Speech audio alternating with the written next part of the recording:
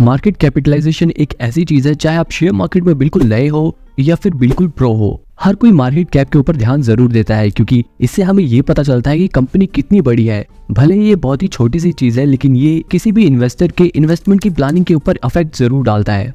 आप में से बहुत सारे लोगों को तो मार्केट कैपिटलाइजेशन का कॉन्सेप्ट पता भी होगा, लेकिन आपको ये नहीं पता होगा कि मार्केट कैपिटलाइजेशन का एक बहुत ही इंपॉर्टेंट कॉन्सेप्ट बदल चुका है। हम जिस तरीके से मार्केट कैपिटलाइजेशन कैलकुलेट करके कंपनियों को 3 कैटेगरीज में बांटते थे, वो तरीका बदल चुका है।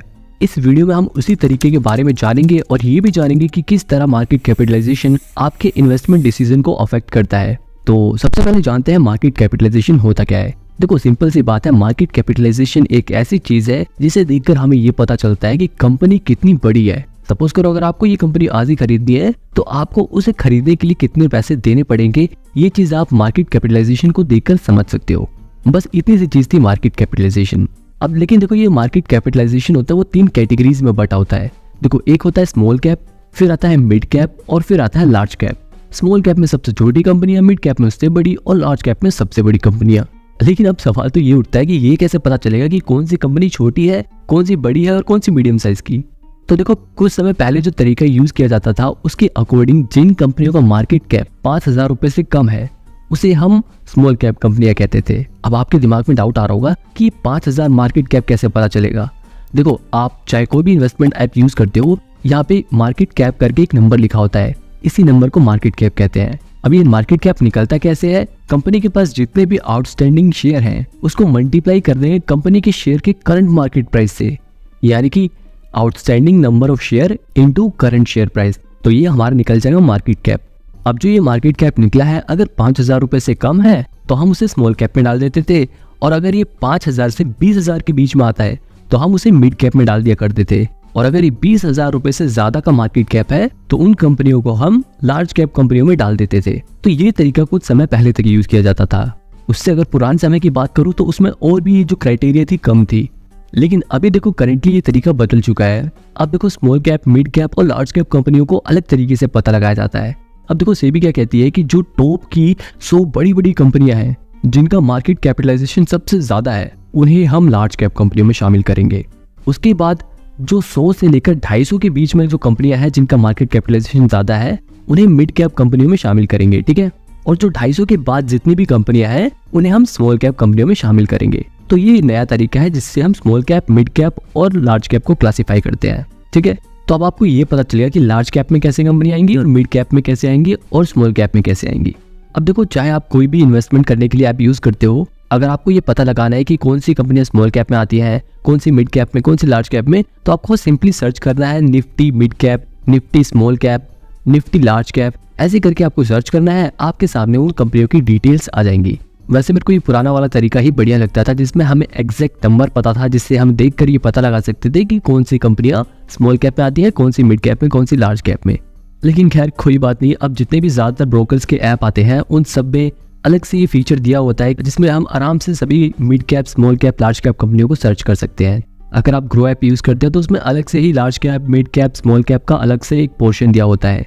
अगर आप धन ऐप यूज करते हो तो उसमें भी आप बड़ी आसानी से mid cap, small cap, large cap कंपनियों को आसानी से सर्च कर सकते हो।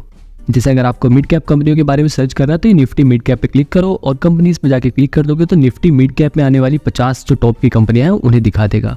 बाकी सभी ब्रोकर्स के ऐप में भी मिड कैप, स्मॉल कैप कंपनियों को पता लगाना बहुत ही आसान है। अब देखो, मेन मुद्दे की बात तो ये आती है कि small cap, mid cap, large cap कंपनियों को देखकर पता क्या लगाते हैं। तो देखो, जैसा कि मैंने आपको बताया था, ये हमारे इन्वेस्टमेंट डिसीजन लेने में हेल्प करती है, हमारे इन्वेस्टमेंट को प्लान करने में हेल्प करती है। और वो किस तरीके से करते हैं वो हम जानते हैं। अब मान लो अगर एक कोई लार्ज कैप कंपनी है तो लार्ज कैप कंपनी जो होती है ना, वो एकदम वेल एस्टेब्लिश्ड होती है। मतलब वो कंपनी मार्केट में कई सालों से काम कर रही होती है, उसकी रेपुटेशन अच्छी होती है, उसके पास अच्छा खासा पैसा पड़ा रहता है, उन्होंने इतना ज्यादा मार्केट कैप्चर कर रखा है कि अगर कोई बुरा फेज आता है, कोविड जैसा कोई बुरा फेज आता है या फिर कोई कितना भी बेकार टाइम आ जाता है, तो उनके पास इतना पैसा है, उनके पास इतनी अच्छी पोजीशन है कि वो उस बुरे फेज को भी आसानी से काट सकते हैं। अब ऐसी कंपनियों में अगर आप पैसा लगाते हो तो आपका पैसा बहुत ही कम रिस्क पे रहेगा, क्योंकि वो कंपनियां ऑलरेडी बहुत ज्यादा मार्केट लेके बैठी हैं, उन्हें लॉस होने के चांसेस तो बहुत ही कम है।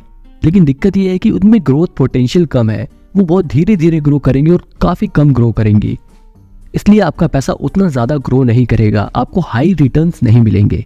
तो मतलब ये है कि लार्ज कैप कंपनियों में रिस्क भी कम होता है और रिटर्न भी कम मिलता है। वहीं बात करें अगर मिड कैप कंपनियों की, तो ये कॉम्पैक्ट साइज की कंपनियां होती हैं जो ना ही ज्यादा छोटी है और ना ही ज्यादा बड़ी। अब इस तरह की कंपनियों के पास ग्रोथ का पोटेंशियल बचा होता है, इसलिए अगर आप ऐसी कंपनियों में अपना पैसा लगाते हो तो आपके पैसों के ग्रो होने के चांसेस अच्छे खासे होते हैं। लेकिन अगर बात करें रिस्क की, तो इसमें लार्ज कैप से थोड़ा ज्यादा रिस्क भी होता है। वहीं बात करें अगर स्मॉल कैप कंपनियों की, तो स्मॉल कैप कंपनियां भी बहुत छोटी है, ज्यादातर इनमें स्टार्टअप्स भी शामिल होते हैं। तो जो छोटी कंपनियां होती है ना, उनके पास ग्रोथ के बहुत ही ज्यादा चांसेस होते हैं। अब अगर ऐसी कंपनियों में अगर आप अपना पैसा लगाते हो तो हो सकता है कि आपके पैसे बहुत ही ज्यादा ग्रो हो जाए। तो मतलब ये है कि इसमें प्रॉफिट होने के चांसेस बहुत ज्यादा होते हैं, लेकिन दिक्कत ये है कि इसमें रिस्क भी ज्यादा होता है, क्योंकि जो बड़ी बड़ी कंपनियां हैं वो मार्केट में ऐसी छोटी कंपनियों को एंटर नहीं होने देती जल्दी। कंपटीशन की वजह से ऐसी स्मॉल कैप कंपनियां मार्केट में सर्वाइव नहीं कर पाती, इसलिए इनमें रिस्क ज्यादा होता है। तो वैसे ये रिस्क और रिटर्न की बात तो ज्यादातर लोगों को पता होती है, लेकिन एक मार्केट लिक्विडिटी और वोलेटिलिटी के बारे में बहुत कम लोगों को मालूम होता है। अब देखो, मार्केट वोलेटिलिटी के कॉन्सेप्ट को समझने के लिए हम एक छोटा सा एग्जांपल ले सकते हैं। मान लो आपके पास एक कटोरी पानी भरा हुआ है, अगर आप उसमें 1 गिलास और पानी डालोगे तो पानी गिरने लग जाएगा। वहीं अगर आप एक बाल्टी में 1 गिलास पानी डालते हो तो हो सकता है थोड़ा बहुत ही पानी गिरे, लेकिन अगर आप एक तालाब में 1 गिलास पानी डालते हो तो उस तालाब के पानी में कुछ भी असर नहीं पड़ेगा। अब आई नो ये एग्जाम्पल उतना एक्यूरेट नहीं था, बट आप इसे अब स्टॉक मार्केट से जोड़ के देखो। अगर आप ज्यादा पैसा इन्वेस्ट कर देते हो एक छोटी कंपनी में, तो उसमें वॉलेटिलिटी इतनी ज्यादा है कि उस कंपनी का शेयर प्राइस एकदम से बढ़ जाएगा।